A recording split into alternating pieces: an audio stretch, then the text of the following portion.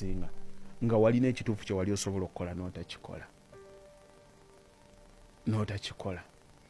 Kati nabagamba omuntu agenda okukola ekintu eky'omuzinzi, ekintu eky'essimba, agenda kuba ng'alemerako, agenda kuba yeetaaga emyaka 10. Gaana emyaka egyo 10 okugigumiikiriza. It's okay. Emyaka 10 gijja kuyitawo, oyagala toyagala, ojja kuba tunuulira abaagumiikiriza, ojja kutya. Nze naakwogerera wano emyaka 3-4 abazze ne bagenda lwakuba tebibakoledde weebali. I have news for you, era ogenda kubungeeta paka. But those who believe in the principles and read the books, they stay in there, they hang in there because they know what they want. One day ebbanga nga liiseewo nze lyemmanyi kubanga incubation period ebeerawo, bwenaayita bajja kutandika okulaba ebibala nga sikyayogera nakwogera ku podcast season kuba ngenda kuzivaako. Bagambe nti ddayo owuliriza omusajja oyo kyeyayogera. Nakiwulya ne gundi teyakikola naye nakikola after 10 years. Kino kyendabamu olwaleero. I lived life with purpose. Kyali kitono naye nakijjamu. Abaafuna ssente nnyingi ennyo nga tebalina mulamwa babadde nga bwe babadde. Bano bameka mwakalaba ba member of parliament bameka be bakwata ne basiba nga bamusibira miliyoni aga 2. Bemwego tebalina mulamwa. Muntu bakusasula miliyoni 25 buli mwezi. After myaka 2-3 wakava mu parliament nga bakusiba miliyoni 5. Basobola okuba bagezi mu birala, but we bidda ku ssente, economics, financial literacy 0. Financial literacy 0. Amateeka be bagakwata ne bagabaga.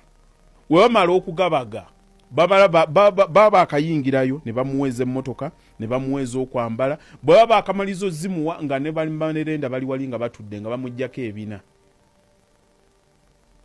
ku musaala direct nga batandikiddewo dda.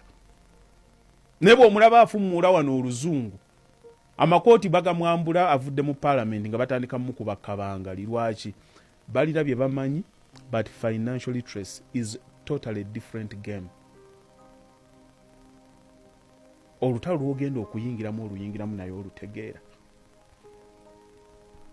Buli lutalo luyingire ng'omaze okwaseesinga, ebyawaka bisigale nga byawaka, ebyeddiini bisigale nga bya ddiini, ebyesente bisigale nga bya ssente. All we need in life is balance. Bw'otunuulira omuntu ne ffenna ne twetunuulira nga okutte emmundu nga nange nkutte emmundu, tusobola okwogera ku mateeka. Bw'oba okutte emmundu nga nze nkutte kambe, tusobola okwogera ku ngeri gye tusobola okutegeeraganamu, naye oba onsinza ku maanyi. Bw'onkwata ng'okutte emmundu nga sirina kye nnina, kitegeeza amaanyi gali gy'oli, amateeka ago ge gagenda okunkolako nga ggwe omuntu. You define my destiny.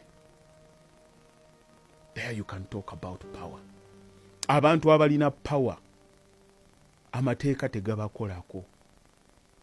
Omwavu gakola ku ggwe. It was meant for you. It's manipulated by those who have power.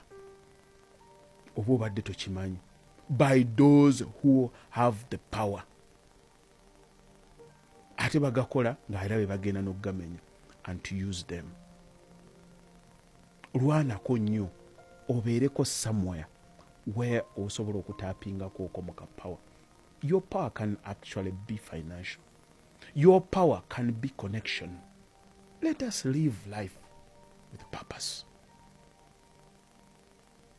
Kyenkugambye nsuubira olina ky'oyizeemu. Oyinza okubanga okiraba kirina engeri gye kikumenyeemu. Sinnaba kugambako nti no kigenda kubeera kyangu. Naye bw'onaaba onoyiridde ogenda kuba okisobola. Bwe nakiyingira nga naawe bw'ogenda okukiyingira olwaleero, everyone said it's not possible. Bw'otandika okukola ebintu buli muntu yenna akutegeerera, they will always write you off. Kigenda gaana, kyakoze kino kigenda kubeera bwe kiti, people will have opinions about everything you do. Don't worry about what they say. Do not worry about this, what they say. Opinions are the rarest commodities. Everyone has got one. Buli muntu yenna alina endowooza ku kintu kyayagadde nakyo ekikwatako, and everyone is entitled to what they know about you or what they believe about you. Let them believe. Otyo okwogerako, they are already talking anyway. It's up to you. Yingira mulemera ku kintu kyo kyoyagala yeggwe. Okutuuka we banaamanya nti okyagala bajja kukulemerako. Bw'oba oyagala okumanya nti nno buli muntu yenna tayagala omusinge, buli muntu yenna agenda kukulaga nti tekigenda kusoboka, mulimu akigamba olw'okuba takwagaliza, mulimu akigamba ng'ayagala kuprotectinga, agenda okusembayo omuntu ng'agenda okusalawo ekintu ekyo, agenda kubeera ggwe. Kiyingiremu, tekigenda kubeera kyangu. Bwe kiba kitandika, ffenna kitandika ng'ekitagenda kusoboka. Buli muntu yenna, buli akugamba nti nno tekigenda kusoboka, mubuuze ggwe waakoze eki. Bw'abanga talina kye yali akozeewo ne kisoboka, talina moral mandate kubaako kyakugamba nti nno kigenda kusoboka. Bw'oba oyagala okuyitamu mu nsi, tunuulira obulamu bw'abo abayiseemu, ddala abo abafunye obulamu nga history waabwe ayagala okufaananako ng'owwo, otandike okusoma notisi zaabwe. Watya we baakwata, watya we baŋŋanga ebizibu ebyabatuukako okutuuka we bali. Biki bye baayita, mu ki ekyabaleetera okulemerako? Story zaabwe zaafaanana zitya? Zisobola okuba nga zifaanana ezo? Bwe ziba nga zifaanana ezizo, why not you? Bw'olaba nga story egezaako okwalayininga neyo, then just jump in. Talina kye yakola kyali kyanjawulo. Bw'abanga talina muntu gwe yabba, making sure omuntu gw'okwata nga role model wo, omuntu gw'ogamba nti njagala kubanga gundi, talina ddate. Ekizibu ekiriwo wano, tutandika okwegomba, naye twegomba bantu babbi. Tasobola na kubuulira we yatandikira. Those are role models. Abantu abavaayo omuntu gw'osobola okwesiimisa, gw'osobola okwegomba, gw'osobola okutunula mu lugero lwe, ate omuntu gw'avuma, gw'alaba nti nno kyayogerako takitegeera. That is the society we are living in right now. But those clever few will sit down, will observe, will make a decision, and will stick by that decision. Why? Because they have seen others do it. The people with the same story like them, they have done it. They have done it, and so to them, they know. Now they believe that it's doable. It can be done. One of their own has done it. I've seen people abalina opportunities okunsinga. They are still there struggling. I've seen people who had better jobs than me. I'm doing better than them. Singa nsisinkana ya siini abakaluba ayogera mu maaso gammwe olwaleero, gwe eyaliwo emyaka ena emabega, olwaleero nina omuwahaga mugamba okola ki? What are you doing with your life? Teyalowoozaako nti wano asobola okubeerawo, asobola okujja wano n'ayogera ne byayogedde n'abimalako lino lyonna ebbanga nga abikola with ease. Talina kirala kye yakola, talina kirala kye yasoma. It was always there. It was there, but it was the image. It was the lack of the dream to do it. And point of correction there, I had the dream. Naawe mmanyi olina ekirooto ekyo, osobola okukikola. It's there. It's there. Oyinza okuba togenda kubanga ozimba nga Haji Bakaluba. Yes, it's okay, but it's there. It's there.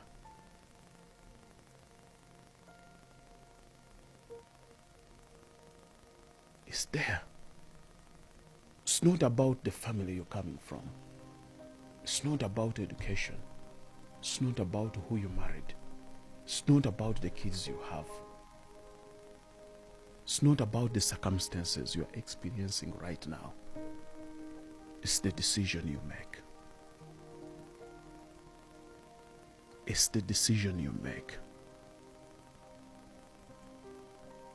Decision ey'okubanga okwata no embracing education, no embracing knowledge, no embracing the fact that fear is a fact, but we live it anyway because we want to live life.